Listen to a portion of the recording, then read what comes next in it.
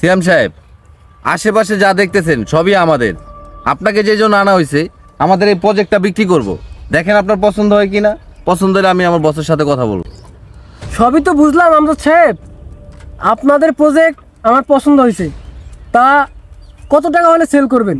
যাই হোক, যেহেতু আপনার পছন্দ হয়ে গেছে প্রজেক্ট, আপনি আমার বসের সাথে কথা বলেন। ঠিক আছে আমজাদ সাহেব, তাহলে আপনি আপনার বসকে ডাকেন, আমরা ওনার সাথে কথা বলি। ঠিক আছে সিয়াম সাহেব, আমি ডাকছি।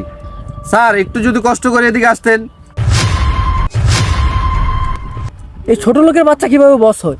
ওকে দেখেই তো ফকিনের বাচ্চা মনে হইতেছে। স্যার, ওর দিকে মনে হয় না যে ওই বস, ওর দিকে মনে হয় যে কোনো কামলা সামলা হইব।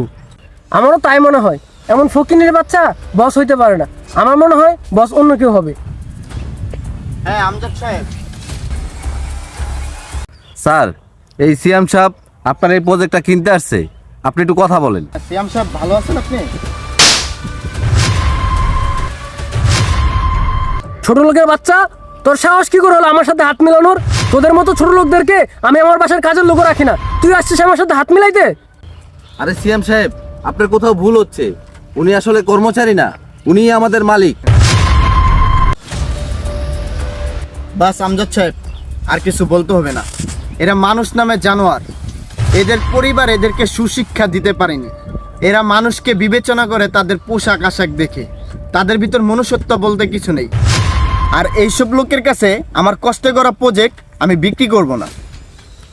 স্যার, আমি আসলে আপনাকে চিনতে ভুল করে ফেলছি, আমার ভুল হয়েছে, আমাকে মাফ করে দেন স্যার। আর স্যার, আপনি আপনার এই প্রজেক্টটা আমাকে দিয়ে দেন, যত টাকা লাগে আমি আপনাকে দিব স্যার। স্যার, আমার এই রিকোয়েস্টটা রাখেন স্যার। আপনার মতো ছোট মন মানসিকতার মানুষের সাথে বিজনেস করার কোনো ইচ্ছাই আমার নেই। আমজাদ সাহেব, চলে আসেন। মানুষকে কখনো পোশাক দেখে বিচার করবেন না, মানুষের আসল পরিচয় তার ব্যবহারে।